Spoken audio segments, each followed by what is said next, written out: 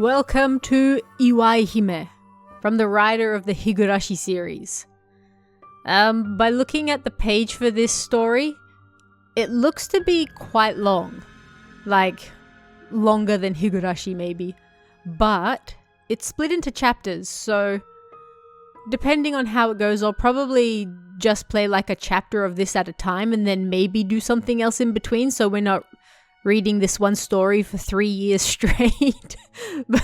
But either way, it looks interesting. This looks slightly more traditional Japanese horror-y. I don't know, because I try not to look too much into these things before I start them, because I don't like to know anything beforehand. But I did see that this comes with various content warnings for various things, so again, please keep that in mind as we go through it. I don't know exactly what the warnings are for, because I don't know what's coming. We're just going to experience it as it happens, but if that's something you need to keep in mind, please remember. Anyway, let's just head on in. Begin. Chapter 1. And here I figured he'd be the one embarrassed to show up late. Aw, the thing is a little dull. Oh, it's voice acted. So much for playing it cool, huh?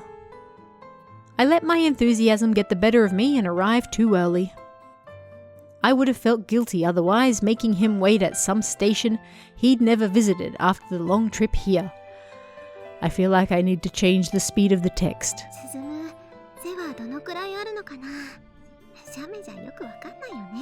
Wonder how tall Suzumu is. Couldn't really tell from the photo. Suzumu was my distant relative. Like me, he was 16 and a junior in high school. Starting this spring, he would be living here in Suzuda, going to the same school as me too. He said he'd know where my place was, but normally you pick people up at the station, right? Still, though, that was no excuse for my premature arrival.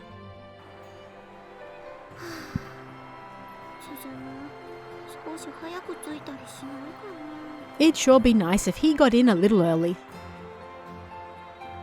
He seemed like the punctual type, so I figured he'd be more likely to get here 5 minutes ahead of time. There was no way he'd show up an hour early. Okay, I'm someone who also likes to arrive at places early just in case, but even for me, an hour early is a bit much. In other news, look at that pine tree in the background. Hello? Yet, I had to go and get the brilliant idea to show up over an hour ahead of schedule anyway. I wasn't trying to get that carried away, but honestly, it just kind of happened. These things happen. Killing time at a chic coffee shop would be ideal for this sort of situation. But, well, I didn't want to waste over 300 yen of my meager allowance on a single cup of coffee. Why not? So there I was, leaning against a pillar in front of the ticket gate, looking like a fool as I stared off into space. At first, I was worried about my hair looking funny, like I was waiting for my first date or something. Wait, didn't she say relative? But those silly feelings passed after a while. Eventually, I found myself simply staring blankly at the bustling crowds of people, my mind as blank and staticky as a TV tuned to a dead channel. Hey, that's me all the time. No matter how much I checked my phone, it wouldn't change the fact that I still had another 50 or so minutes to go. I know that feeling of like, you feel like 3 hours have passed, but actually it's been 10 minutes. It'd be nice if I could find a game or something to pass the time.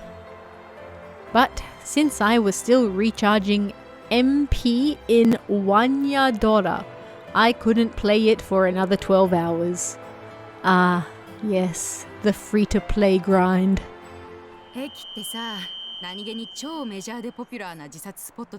Hello? Personally, I think you'd be surprised how popular a spot train stations are for suicides. Hello? All of a sudden, my channel locked onto a single voice speaking amidst the crowds. The voice appeared to be that of a young office worker all by herself, perhaps talking on the phone. 結構行くの大変じゃん？ Getting to any of the really big spots is a journey in and of itself, isn't it? 覚悟とか度胸とか。というか、行くのに時間かかるっていうか。It takes a lot of courage, resolve, and even time. だって思わない？富士の樹海とかで死ぬ人ってどんだけ頑張ってるわけ？ I mean, have you ever thought of how much work it takes to get all the way out to Aokigahara? 樹海までの行き方調べて、電車乗って、乗り換えて、歩いて。First, you've got to look into how to get there, hop on a train, switch line after line, and then walk all the way up there. 普通死ぬためだけにそこまでやるかね？家で首つった方がどんだけ楽かって思うでしょ？ And all that just to off yourself. Don't you think simply hanging yourself at home would be much easier? Okay, I see one of the content warnings. She was discussing a rather morbid topic with the same energy one would the latest fashions and trends. That said, I had to admit it was fascinating. Oh. 首つるのだってそうそう簡単じゃないって。首をつるロープかその代わりのものなんてそうそう家にはないよ。But even hanging yourself isn't all that simple.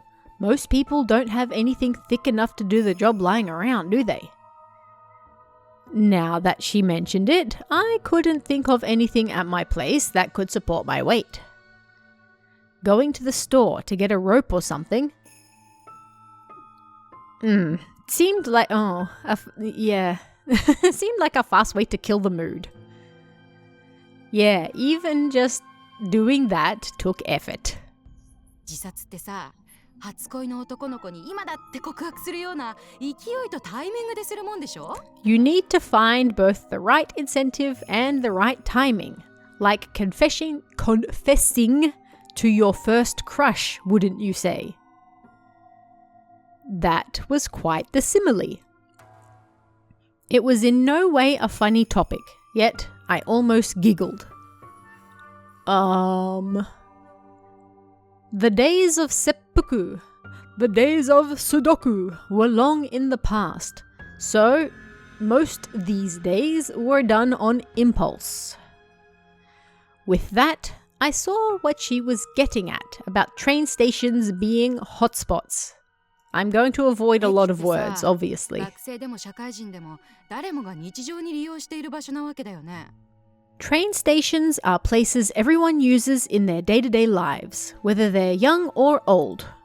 それでホームで電車を待っている時間ってどんなに忙しい人でも自分を顧みるいい時間になるわけじゃん。 And no matter how busy you are, waiting on the platform for the train to come is a good time to reflect on yourself. I mean, most of the time that I spent at train stations in Japan, I just had music going. There was zero reflecting and just absolutely brain off. And so, in those few minutes waiting for the train, it could cross your mind how easy it would be to just end it all. Train platforms were truly a wonder in that sense. What? If the thought of doing that passed through your head, you wouldn't even need to prepare anything special. All it would take is a few steps towards the edge of the platform. Why are we, hanging around this topic? Sure, you'd have to wait for a train first, but those arrived every few minutes during the busy hours. Not in the countryside, it was every 30 minutes at best. A desire to die and a few minutes of spacing out. That was all you needed. And it was all just a hop, skip, and a jump away. ね？最高の自殺スポットだと思わない？ It's the best spot there is, don't you think? コンビニやカラオケくらいに身近でお手軽なカジュアルな自殺スポットだと思うわけ。 So quick and easy, just as close as a convenience store or karaoke bar. 疲れたらコンビニで栄養剤買ったり、カラオケでストレス発散したりとかするでしょ？駅もそれと同じじゃないかなって。 What on earth is going on? If you're tired, you go buy an energy drink. If you're stressed, you go sing, right? No, I don't like singing. I feel like train stations are kinda the same. So, in other words, when you're tired of life, it should be okay to treat the idea almost casually. That's what she was saying. Do we really have to focus on this? Like, come on. This woman was talking about how death shouldn't be considered that big of a deal. Like cutting your hair short for a change of pace, or splurging on a fantastic overseas vacation. I wish I could splurge on a fantastic overseas vacation. In other words, resetting your life should be treated just as lightly as all of that. I didn't know if it was because I was sleepy or what, but her words felt like they were awakening something awfully new and fascinating inside me. Yeah, you're right.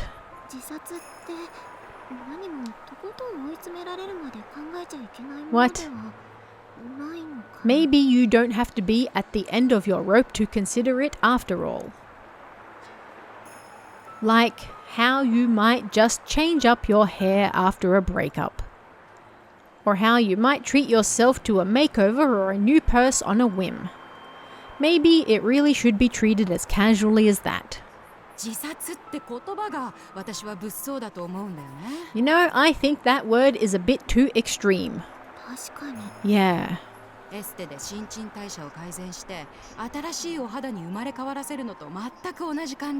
don't think we're having the same conversation. When really, it feels just as rejuvenating as having a spa day to exfoliate and boost your metabolism. So maybe we shouldn't go as far as to say we're...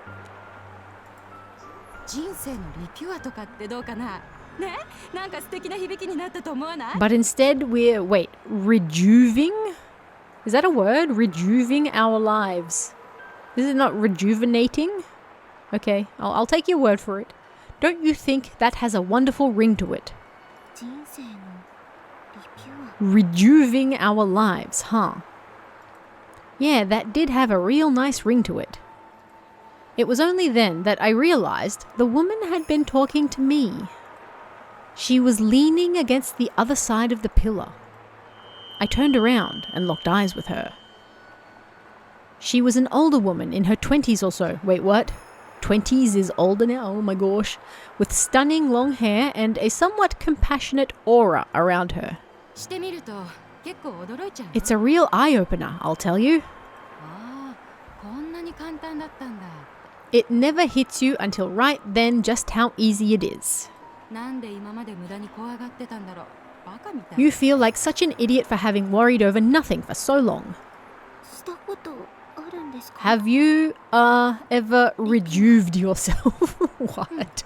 Yes, she answered as if I had simply asked for the time.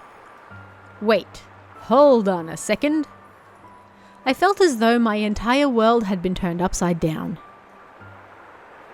Whoa.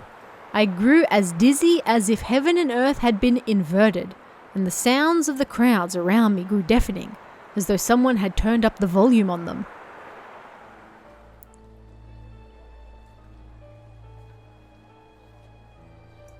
All of a sudden, I found myself at the very front of a crowded platform, beyond where the waiting line would usually start. I wasn't even a full step away from going over the edge, but there was a sea of people behind me. It was as packed as a can of sardines. Trying to force them back did no good, and if I tried to push my way through them, they pushed back just as hard. Go on, look down. I heard the woman close by, but I couldn't see her. I didn't plan on listening to her, but a push from behind instinctively drew my eyes to my feet. I was stunned by what I found. Where there should have been gravel and train tracks was instead a vast blue sky, spreading out as far as the eye could see. Beautiful fields of clouds adorned that light blue sea. It was like I was looking down from a floating island. No, wait, those clouds seemed familiar. They were just like those towering cumulonimbus. I cannot pronounce that word for the life of me. clouds that I had seen one summer when I was a kid, lying on a field in a nature park. That's right, there wasn't a sky below me. The sky I had looked up at that day was under my eyes. And just as soon as I realized that, I felt as though gravity had been turned on its head. My chest grew light with the desire to be sucked into that blue ocean. Like that feeling you get when you finally reach the top of a tall slide after waiting in a long line. Come along. But there's no need to be scared. It's easy, really. You'll feel like a fool for ever worrying about it. The woman appeared before me, holding her hand out to me. I had no idea how she got there without me noticing. Almost like she'd walked up to me as I lay gazing at the sky on that field, inviting me to go with her. And it wasn't just her. There were other women there, her friends or co-workers maybe, along with men in suits. Though it felt like they were inviting me to a barbecue or something, they looked so out of place in the suits that it felt kinda silly to me.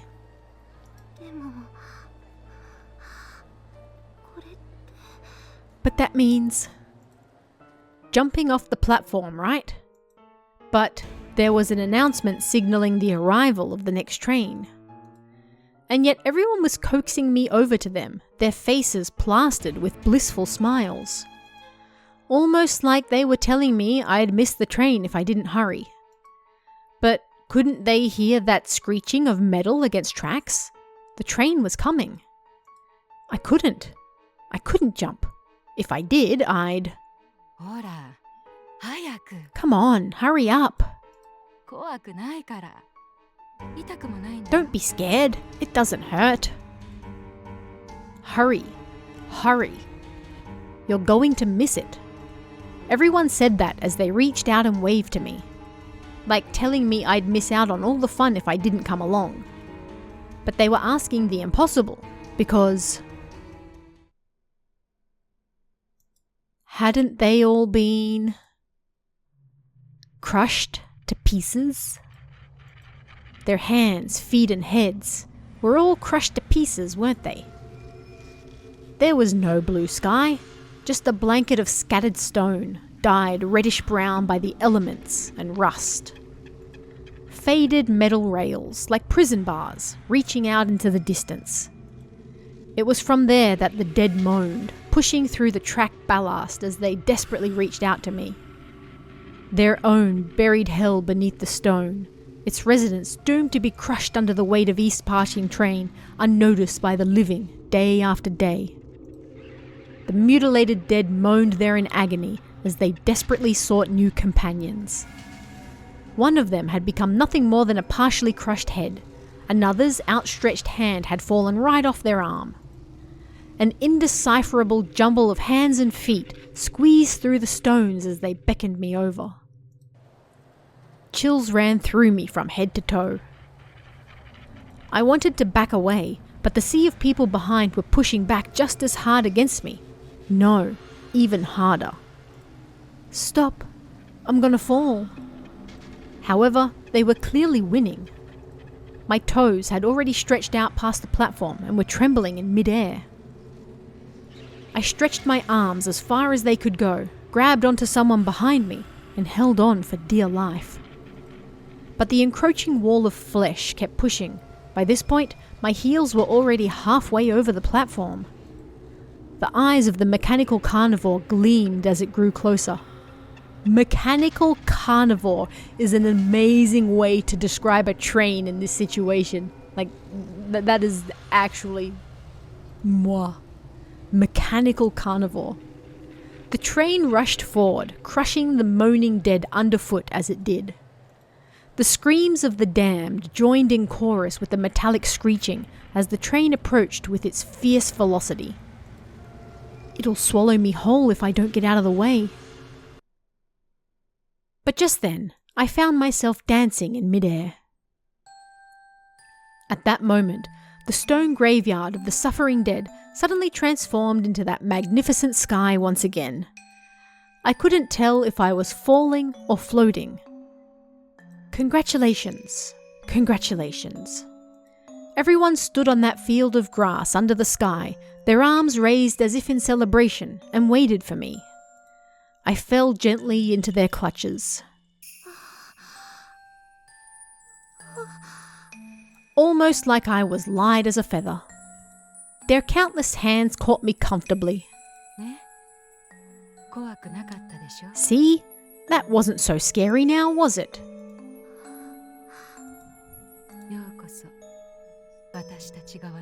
Welcome to our world.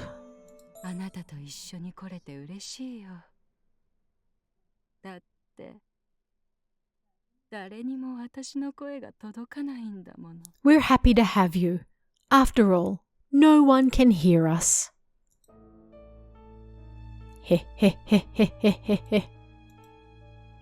There is no pain or suffering here, nor sorrow nor anger, no irritation or frustration either. They're all things of the past here. Of course, the same goes for hope, salvation, resurrection, and rebirth.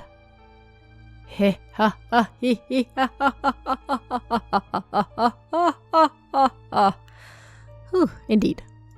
The transient illusion was all a lie.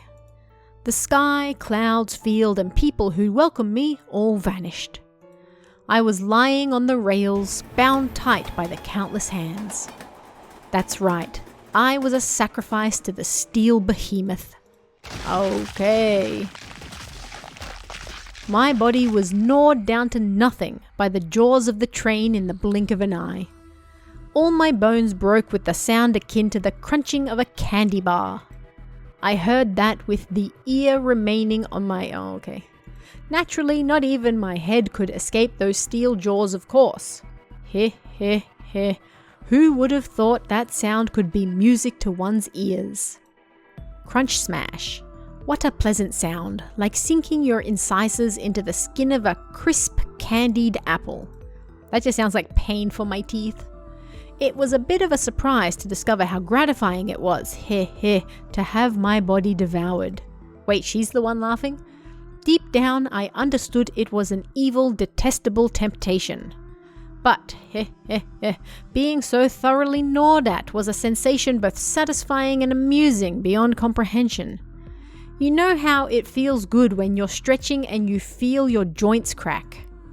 Well, try picturing that but all over your body like goosebumps, and it keeps happening over and over again. Then you might understand. No, I think I'll pass. Crunch smash. I knew, of course, that I shouldn't get into that kind of pleasure. But by that point, my body had been reduced to little more than an assortment of, paste and limbs strewn across the rails. Thanks for the imagery. What little there was left of me was being dragged on, a world of crushed limbs and innards. But it seemed that wasn't enough to kill them. Agonized moans filled the air. I understood this was liberation. I didn't have to remember my day-to-day life any longer. I didn't have to keep spacing out and waiting without end. Waiting? Hold on. Why did I come to the station again? Oh well, who cared? It didn't matter anymore. Oh, another train was coming. Screech, crunch, the wheels of the train crushed hundreds more limbs and torsos and organs. A blinding light gradually intruded on my ecstasy, and all traces of thought came to an end. Well, that was horrifying. Are you okay?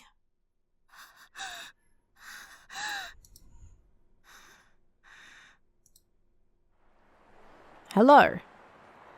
Tsubakiko panted as she returned to reality. She was leaning against the pillar in front of the station, waiting for Suzumu. That was still the same. Why is he so blurry? But one thing was different. Time had advanced to the point of Suzumu's arrival. Suzumu. You looked like you were in pain just now. Did I?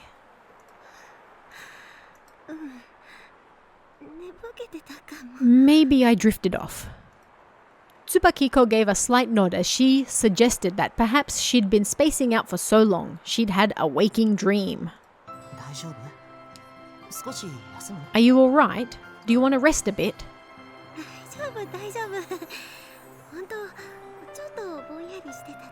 I'm fine. I just spaced out a bit, really. Did you have a bad dream or something? Dreams can sometimes be so clear that they feel real when you're in them. Yet in most cases you barely remember what they were about the moment you wake up. Tsubakiko couldn't put it into words. All she knew was that it was a bizarre, grotesque daydream. She couldn't recall anything more than that. Oh, it's not blurry anymore. But as she stared at Suzumu's face, her mind started clearing up. She could feel herself returning to reality, the daydream being driven away in a flash.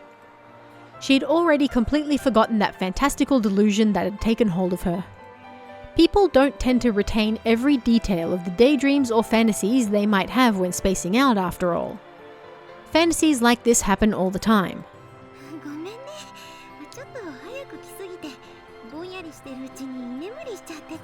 Sorry, I got here a little early, so I must have dozed off. How early are we talking? About an hour, maybe.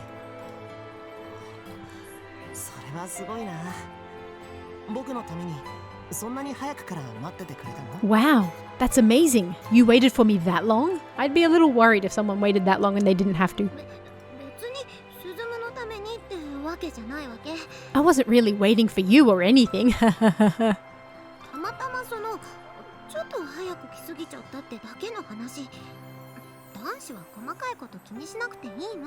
Again, aren't these two related? Am I missing something? I just, happened to get here a bit early, that's all. Whatever, boys aren't supposed to get caught up on that sort of stuff anyway.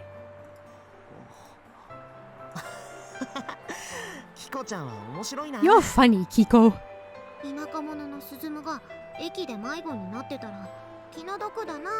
Well, I'd feel bad if a country boy like you got lost at the station.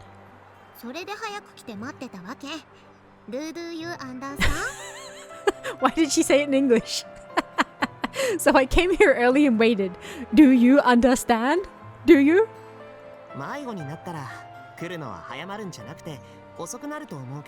But if I had gotten lost, wouldn't I be running late instead?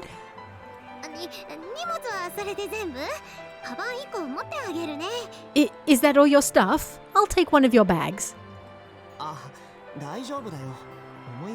Ah, no, that's okay. They're heavy. Why does she speak in random English? It's no problem. Wait, whoa! Tsubakiko snatched Suzumu's travel bag out of his grasp, only to drop it to her feet with a thud. What's in this thing? It weighs a ton. See, I told you.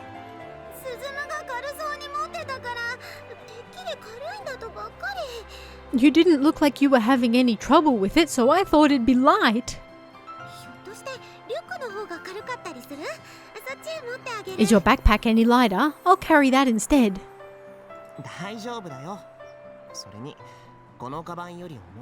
It's okay, really. Besides, it's heavier than the bag.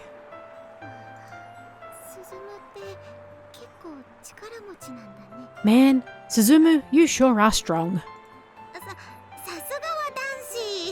Well, you are a boy after all. Wait, that's right. You do martial arts, don't you? Just my arms, really. Oh no, he skips leg day. Run.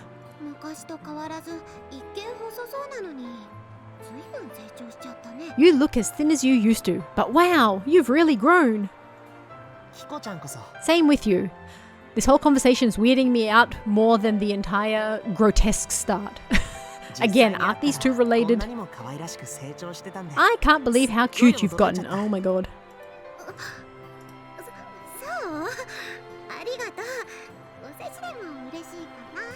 You think so? Thanks. I'm happy to hear that, even if you're just trying to be nice. お世辞なんかじゃないよ。キコちゃんはすごく可愛らしくなったと。I'm not just being nice. I meant every word. ありがとう。まあ、私も女子やってるし、キュートになるよう毎日努力してるしね。What is this conversation? Thanks. Well, I am a girl, you know. I work hard every day to be cute as a cute little button. What? There wasn't a single hint of flattery in Suzumu's compliments, making Tsubakiko even more embarrassed. Her heart was all aflutter at the thought that Suzumu might turn out to be one heck of a lady killer. I need to confirm whether these two are related. His full name was Suzumu Susuhara. That's a confusing name. Just like Tsubakiko, he was 16 years old and in 11th grade. He would be going to the same school as her starting in April. As per family tradition, he would start living on his own from this year onwards. His large backpack and travelling bag contained his personal belongings and the like. That said, he was still a minor, so it wasn't like he would be truly living on his own just yet. The Harumiyas, Tsubakiko and her parents, would be taking care of him. Okay, Suzumu and Tsubakiko were relatives. There it is. However, that doesn't make it better, they're still related. However, they were 6 times removed, so they could hardly be considered close in terms of blood ties. Why do they have to make it weird? Why do they have to be related? That doesn't make it any better either. They still share family members. What's more, the two hadn't seen each other since their great-grandfather's funeral over a decade ago. It's still weird, I don't like it. Their parents had told them each how the other was doing, but this was the first time in so long they were truly meeting face to face. Despite that, they didn't feel like strangers at all. Family ties truly are a curious thing. Stop making it even worse, please. Even if today had been their first meeting, Tsubakiko wouldn't have been opposed to welcoming him into the family at all. It was strange, but that was just how close she felt to him. Okay. Ready to go. Huh? What's with the commotion? なんだか騒がしいね。 The station employees were in a fluster. Oh, okay, so that's how we save. Quick save, just in case. We're gonna leave this episode, we're gonna stop this episode right here. So, that was something. I understand now why it had content warnings. Indeed. I've heard, I saw a few reviews that mentioned that it gets a little less of that later on the more you get into it, so if this seems interesting to you, join me and let's find out where Iwaihime, from the writer of Higurashi and Umineko and all of those others, is going with this particular story. I'm intrigued. I want to see where it's going. There's voice acting in this one, which I always like. The art is very nice. I'm not gonna lie, I'm creeped out by the relatives, but what can you do? It's a visual novel, they gotta make it weird. Come back next week and find out what's going on at the station. I'll see you guys then. See ya.